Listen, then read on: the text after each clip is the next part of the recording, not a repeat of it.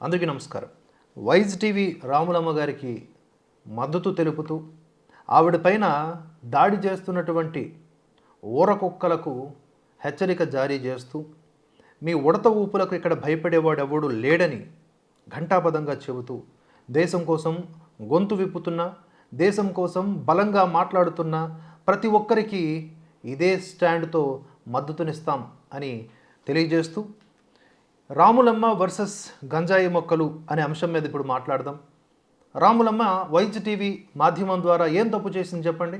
దేశద్రోహులను పందికొక్కులు, పందులు అని అనడం తప్ప, దేశద్రోహులకు, వేర్పాటువాదులకు మద్దతు ఇచ్చేవాళ్ళు కూడా దొంగలే అని నిలబెట్టి కడగడం తప్ప, ఫెమినిజం పేరు చెప్పుకొని స్త్రీవాదం అంటారు కదా, సెలెక్టివ్ అప్రోచ్తో మాట్లాడే వీళ్ళు అదే ఒక స్త్రీ అయినటువంటి రాములమ్మ మీద ఎటకారాలు చేయటం, ట్రోల్స్ చేయటం, మార్ఫింగ్ ఫోటోలు పెట్టడం. అదే ఈ గంజాయి మొక్కల్లో ఎవరికో ఒకరు జరిగిపోయింది అనుకోండి, అలాగే ఎవరన్నా చేశారనుకోండి, విచక్షణ కోల్పోయి వెంటనే విక్టిమ్ కార్డ్. దానికి తోడుగా ఆ తప్పు చేసిన వాడిని అనకుండా, ఆ తప్పు చేసిన వాడు హిందువు, మనువాది, బ్రాహ్మణవాది, ఆర్ఎస్ఎస్, బీజేపీ, బత్తాయిలు, అంధభక్తులు, ఇలా 100 ట్యాగులతో మొత్తం వ్యవస్థనే దుయ్యబట్టాలని చూస్తారు. మరి గంజాయి మొక్కల్లోనే స్త్రీలు ఉంటారా? వాళ్ళకి హక్కులు ఉంటాయా? ఏం దేశభక్తుల్లో ఉండరా? జాతీయవాదుల్లో ఉండరా? ఇప్పుడు ఈ రాములమ్మ పైన మొత్తం ఎగసిపడిపోతున్న ఈ వలయం, విష వలయం ఒక టూల్ కిట్ లాగా పనిచేస్తోంది. అందరూ కూడబలుక్కొని చేస్తూ ఉన్నారు. మెహువా మీడియా కానీ, ఆ తెలంగాణ శ్యామ్ కానీ, తులసి చందు, ఇంకెంతమంది ఉన్నారో మనకు తెలియదు. వీళ్ళ వీడియోస్ వరకు నేను చూశానంటే జస్ట్ నాకు అర్థమైపోయింది కంటెంట్ ఏంటి అనేది. ఆ తర్వాత ఇన్స్టాగ్రామ్ ఇత్యాది మాధ్యమాల్లో చిన్న చిన్న కట్స్ కూడా చూడడం జరిగింది. అరే మీరు అభ్యుదయవాదులు అంటారు కదా, గభ్యుదయవాదంగా బిహేవ్ చేస్తున్నారేంటి? ఇదేనా రాములమ్మ? లేదా ఆ భావజాలం కలిగినటువంటి వాళ్ళు ఒక వెర్షన్ చెప్తారు ఈ దేశం కోసం, మీరు కూడా దేశం కోసమే అని అనుకుంటున్నారు. కానీ మా దృష్టిలో ద్వేషం, మీదంతా ద్వేషం, మాదంతా దేశం. సరే మీరు చెప్తున్న వెర్షన్ మీరు చెప్తున్నారు, మిమ్మల్ని ఎవడు అడ్డుకున్నాడు? మేము కౌంటర్ చేస్తోంది మీ సిద్ధాంతానికి, మీరు చేస్తున్నటువంటి వెన్నుపోట్లకి, ఈ దేశానికి చేస్తున్న వెన్నుపోట్లకి. మీకు దమ్ము ఉంటే కాంటెంట్ పరంగా మాట్లాడకుండా వ్యక్తిగతంగా దాడి చేయడమా? రాములమ్మను డ్రాములమ్మ అని చెప్పేసి తులసి చందు వీడియో చేసింది. మరి వీళ్ళని డ్రాకులాలు అని అనొచ్చుగా? ఇంత ఎగసిపడిపోతూ ఉంటే ఒక ఆడపిల్ల మీద మరి అనొచ్చు కదా. వీళ్ళలో ఉన్నటువంటి ఆ పైత్యము, అహంకారము, ఆ ఈగోనెస్, ఇవన్నీ కూడా పతాక స్థాయికి చేరుకున్నాయి కనుకనే ఒక వలయంలాగా, విషవలయంలాగా ఏర్పడి ఈ విధంగా దాడి చేస్తూ ఉన్నారు. వీళ్ళందరి థీమ్ ఒకటే. ఎవరన్నా సరే బలంగా మాట్లాడుతూ ఉంటారు దేశం కోసం. జూడ్ అనే వ్యక్తి కూడా ఇలాగే నేషనలిజం అనే కాన్సెప్ట్లో మాట్లాడితే అతన్ని కూడా టార్గెట్ చేశారు. చూసారా?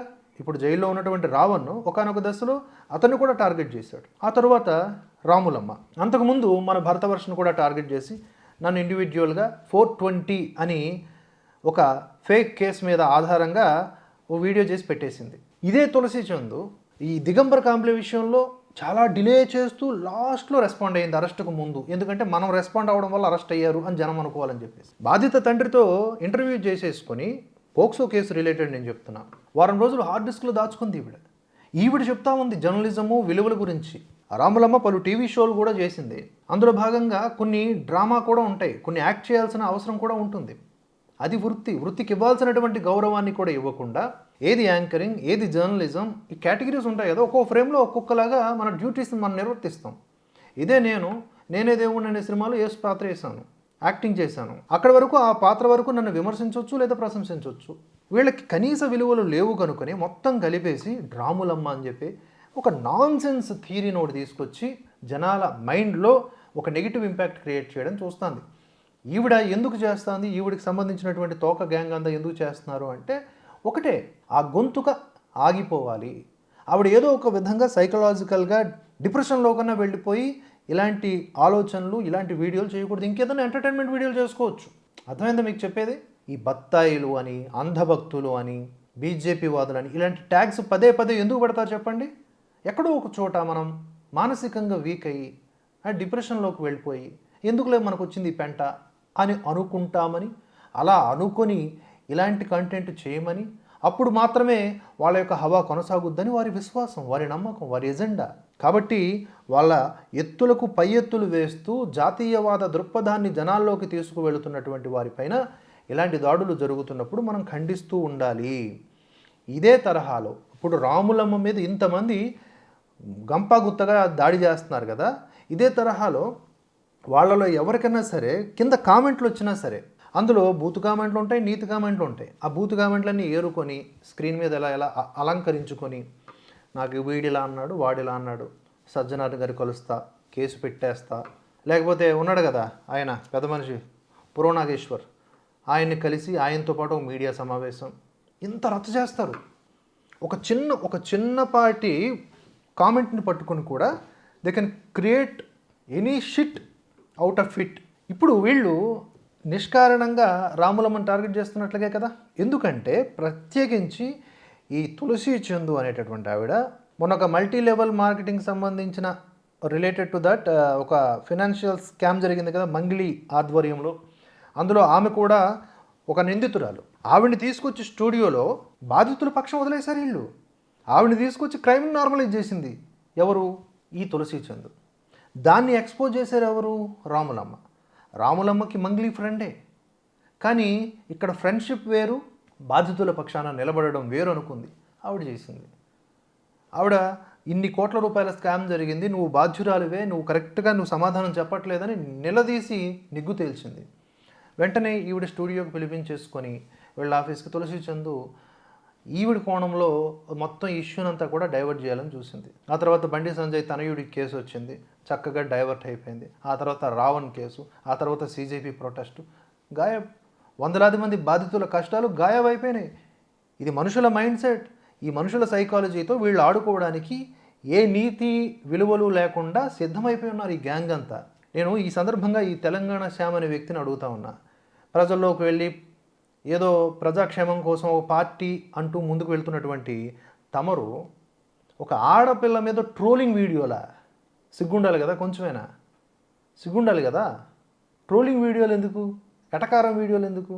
అదే ఎటకారం వీడియోలు అవతల వాళ్ళు చేస్తే దుర్భాషలు ఆడతారు. ఇక ఏ రోజైనా సరే, ఒక్కరోజైనా సరే నిజాయితీగా ఒక ఇష్యూ మీద రెస్పాండ్ అయ్యారు, హిపోక్రసీ లేకుండా అనేది వీళ్ళకి లేదు అసలు. ఇప్పుడు రాములమ్మ గారు ఒక షోలో నటిస్తే, లేదా ఒక షోలో ఆవిడ డ్యూటీ ఆవిడ డైరెక్టర్ చెప్పినట్లుగా చేస్తే దాన్ని రాములమ్మగా మార్చినటువంటి వీళ్ళు మేధావులుగా నటిస్తున్నారే, జనాల్ని మోసం చేస్తూ మైనార్టీలను రెచ్చగొడుతున్నారే, హిందువుల మీదకి హిందువుల్ని విలన్లుగా చూపిస్తున్నారే. మరి వీళ్ళంతా డ్రామా ఆర్టిస్టులు.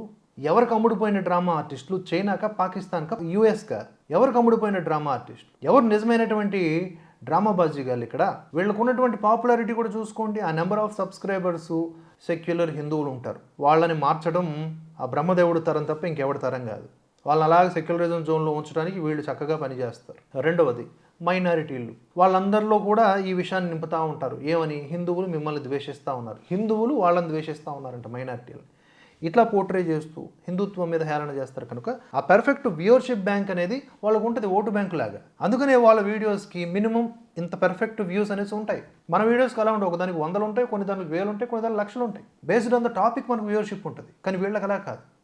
ప్రతి దాంట్లో హిందూ విద్వేషం, భారతదేశం మీద వ్యతిరేకమైనటువంటి రాతాకోత ఉంటుంది. కనుక దాన్ని ఇష్టపడేటటువంటి 1,00,000 2,00,000 మంది చూస్తారు.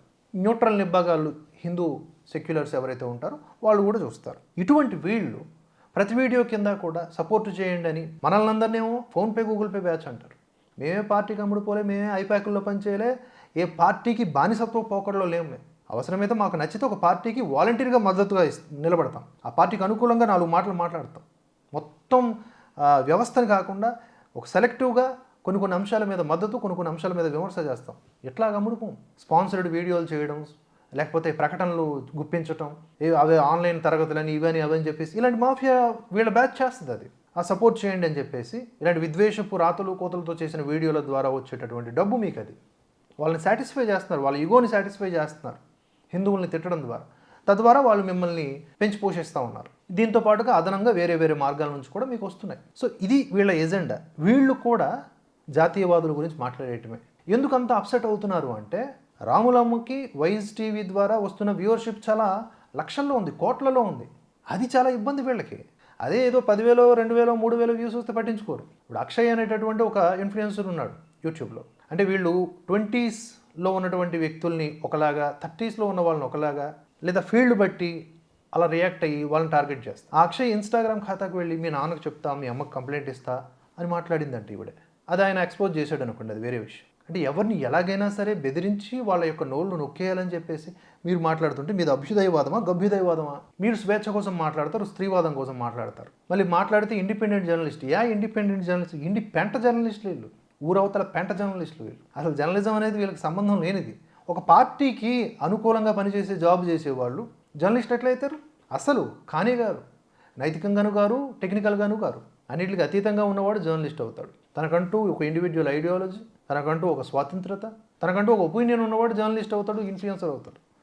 అసలు వీళ్ళందరూ యూట్యూబ్ మాధ్యమాల్లో అందరిలాగా వీడియోలు చేసిన వాళ్ళే. వీళ్ళు మాత్రం జర్నలిస్టులు, మిగతా వాళ్ళందరూ యూట్యూబర్స్.